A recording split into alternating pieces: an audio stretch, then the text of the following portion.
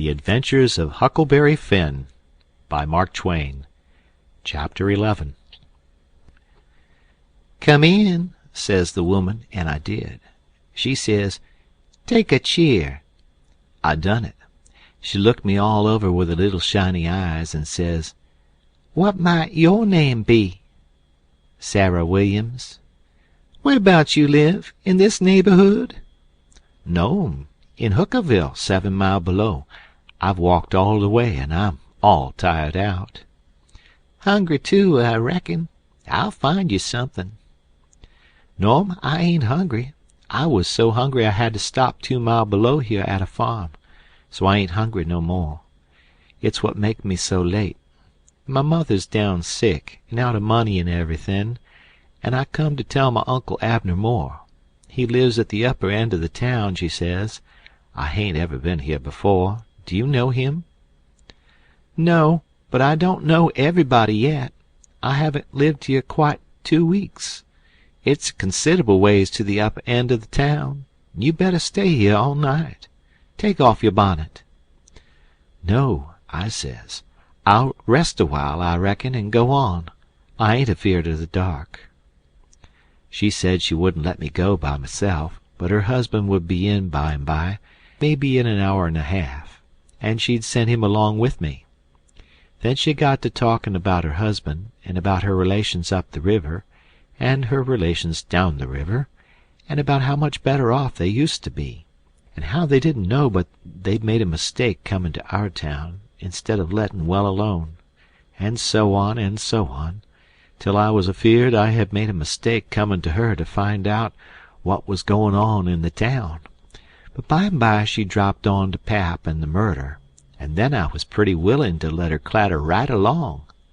She told about me and Tom Sawyer finding the $6,000, only she got it 10, and all about pap, and what a hard lot he was, and what a hard lot I was, and at last she got down to where I was murdered. I says, "Who done it? We've heard considerable about these goin's on down in Hookerville, and we don't know who 'twas that killed Huck Finn." "Well, I reckon there's a right smart chance of people here that'd like to know who killed him. Some think old Finn done it himself." "No, is that so?" "Most everybody thought it at first. He'll never know how nigh he come to gettin' lynched, but before night they changed around and judged it was done by a runaway nigger called Jim. Why, he—" I stopped. I reckon I better keep still. She run on and never noticed I had put in at all. "The nigger run off the very night Huck Finn was killed. So there's a reward out for him, $300. And there's a reward out for old Finn, too, $200. You see, he come to town the morning after the murder and told about it, and was out with them on the ferryboat hunt, and right away after he up and left. Before night they wanted to lynch him, but he was gone, you see. Well, next day they found out the nigger was gone. They found out he hadn't been seen since 10 o'clock the night the murder was done. So then they put it on him, you see, and while they was full of it, next day back comes old Finn, and went boo-hooing to Judge Thatcher to get money to hunt for the nigger all over Illinois with. The judge gave him some, and that evening he got drunk, and was around till after midnight with a couple of mighty hard-looking strangers, and then went off with them.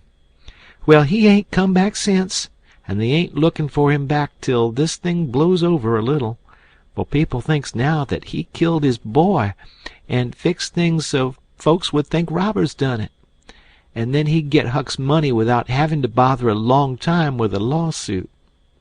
People do say he warn't any too good to do it. Oh, he's sly, I reckon. If he don't come back for a year, he'll be all right. You can't prove anything on him, you know. Everything will be quieted down then, and he'll walk in Huck's money as easy as nothing." "Yes, I reckon so. I don't see nothing in the way of it. Has everybody quit thinking the nigger done it?" No, not everybody. A good many thinks he done it. But they'll get the nigger pretty soon now, and maybe they can scare it out of him." Why, are they after him yet? Well, you're innocent, ain't you? Does $300 lay around every day for people to pick up? Some folks think the nigger ain't far from here. I'm one of them, but I ain't talked it around. A few days ago I was talking with an old couple that lives next door in the log shanty, and they happened to say hardly anybody ever goes to that island over yonder that they call Jackson's Island. Don't anybody live there? Says I. No, nobody, says they. I didn't say any more, but I done some thinking. I was pretty near certain I seen smoke over there, about the head of the island, a day or two before that. So I says to myself, like as not that nigger's hiding over there.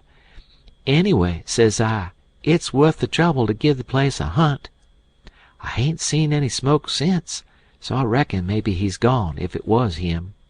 My husband's going over to see, him and another man. He was gone up the river, but he got back today, and I told him as soon as he got here 2 hours ago. I had got so uneasy I couldn't set still. I had to do something with my hands, so I took up a needle off of the table and went to threading it. My hand shook, and I was making a bad job of it. When the woman stopped talking, I looked up, and she was looking at me pretty curious and smiling a little. I put down the needle and thread, and led on to be interested, and I was, too, and says, $300 is a power of money. I wish my mother could get it. Is your husband going over there tonight? Oh, yes. He went uptown with the man I was telling you of to get a boat and see if they could borrow another gun. They'll go over after midnight. Couldn't they see better if they was to wait till daytime? Yes, and couldn't the nigger see better, too?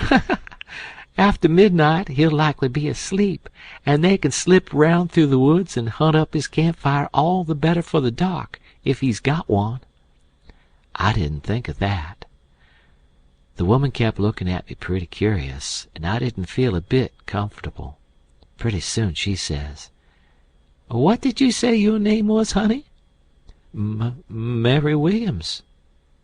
Somehow it didn't seem to me that I said it was Mary before, so I didn't look up. It seemed to me I said it was Sarah. So I felt sort of cornered, and was feared maybe I was looking it, too. I wished the woman would say something more. The longer she sat still, the uneasier I was. But now she says, Honey, I thought you said it was Sarah when you first come in. Oh, yes'm, I did. Sarah Mary Williams. Sarah's my first name. Some calls me Sarah, some calls me Mary. Oh, that's the way of it. Yes'm. I was feeling better then, but I wished I was out of there anyway. I couldn't look up yet.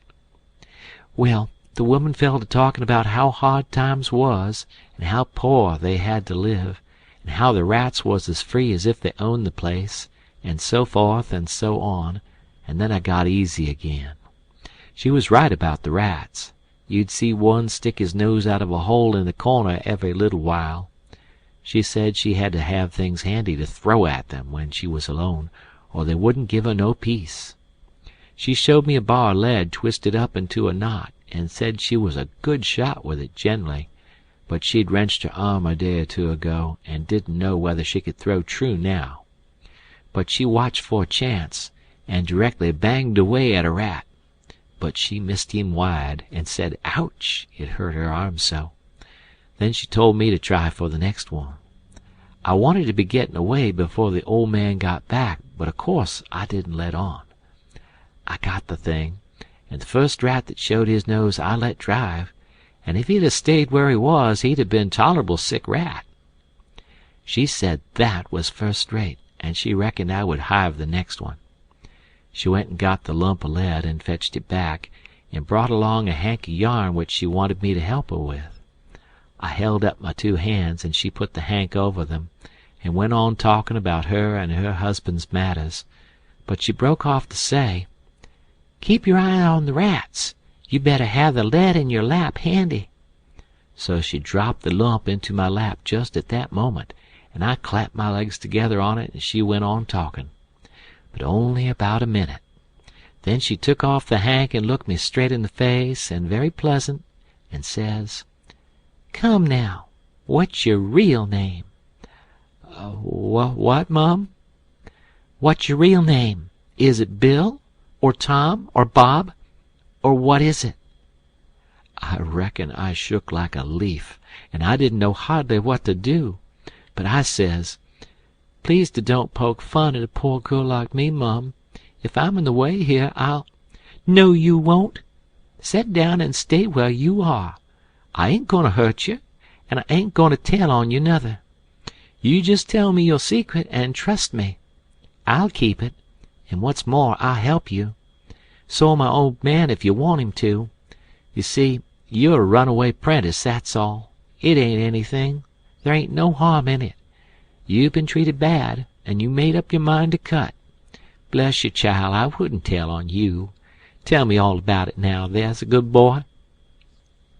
So I said it wouldn't be no use to try to play it any longer, and I would just make a clean breast and tell her everything, but she mustn't go back on her promise.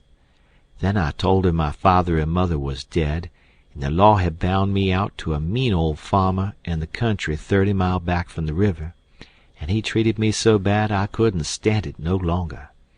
He went away to be gone a couple of days, and so I took my chance and stole some of his daughter's old clothes and cleared out, and I had been 3 nights coming the 30 miles. I traveled nights and hid daytimes and slept, and the bag of bread and meat I carried from home lasted me all the way, and I had a plenty. I said I believed my Uncle Abner Moore would take care of me, and so that was why I struck out for this town of Goshen. "Goshen, child? This ain't Goshen. This is St. Petersburg. Goshen's 10 mile further up the river. Who told you this was Goshen?" "Why, a man I met at daybreak this morning, just as I was going to turn into the woods for my regular sleep. He told me when the roads forked I must take the right hand, and 5 mile would fetch me to Goshen." "He was drunk, I reckon. He told you just exactly wrong." "Well, he did act like he was drunk, but it ain't no matter now. I got to be moving along. I'll fetch Goshen before daylight." "Hold on a minute. I'll put you up a snack to eat. You might want it." So she put me up a snack and says, "Say, when a cow's layin' down, which end of her gets up first? Answer up prompt now. Don't stop to study over it. Which end gets up first?" "The hind end, Mum." "Well, then, a horse?" "The forward end, Mum." "Which side of a tree does the moss grow on?" "North side." "If 15 cows is browsing on a hillside, how many of them eats with their heads pointed the same direction?" "The whole 15, Mum." "Well, I reckon you have lived in the country. I thought maybe you was trying to hocus me again. What's your real name now?" "George Peters, Mum." "Well, try to remember it, George. Don't forget and tell me it's Alexander before you go, and then get out by saying it's George Alexander when I catch you. And don't go about women in that old calico. You do a girl tolerable poor, but you might fool men, maybe. Bless you, child, when you set out to thread a needle, don't hold the thread still and fetch the needle up to it. Hold the needle still and poke the thread at it. That's the way a woman most always does, but a man always does it t'other way. And when you throw at a rat or anything, hitch yourself up a tiptoe and fetch your hand up over your head as awkward as you can, and miss your rat about 6 or 7 foot. Throw stiff arm from the shoulder, like there was a pivot there for it to turn on like a girl. Not from the wrist and elbow with your arm out to one side like a boy. And mind you, when a girl tries to catch anything in her lap, she throws her knees apart. She don't clap them together the way you did when you catched the lump of lead. Why, I spotted you for a boy when you were threading the needle, and I contrived the other things just to make certain. Now, trot along to your uncle, Sary Mary Williams, George Alexander Peters, and if you get into trouble, you send word to Mrs. Judith Loftus which is me, and I'll do what I can to get you out of it. Keep the river road all the way, and next time you tramp take shoes and socks with you. The river road's a rocky one, and your feet'll be in a condition when you get to Goshen, I reckon." I went up the bank about 50 yards, and then I doubled on my tracks and slipped back to where my canoe was, a good piece below the house. I jumped in and was off in a hurry. I went upstream far enough to make the head of the island, and then started across. I took off the sunbonnet, for I didn't want no blinders on then. When I was about the middle I heard the clock begin to strike, so I stops and listens. The sound come faint over the water, but clear, 11. When I struck the head of the island I never waited to blow, though I was most winded, but I shoved right into the timber where my old camp used to be, and started a good fire there on a high and dry spot. Then I jumped in the canoe and dug out for our place, a mile and a half below, as hard as I could. I landed and slopped through the timber and up the ridge and into the cabin. There Jim laid sound asleep on the ground. I roused him out and says, "Get up and hump yourself, Jim. There ain't a minute to lose. They're after us." Jim never asked no questions. He never said a word, but the way he worked for the next half an hour showed about how he was scared. By that time everything we had in the world was on our raft, and she was ready to be shoved out from the willow cove where she was hid. We put out the campfire at the cabin the first thing, and didn't show a candle outside after that. I took the canoe out from the shore a little piece and took a look, but if there was a boat around I couldn't see it, for stars and shadows ain't good to see by. Then we got out the raft and slipped along down in the shade, past the foot of the island dead still, never saying a word. End of chapter.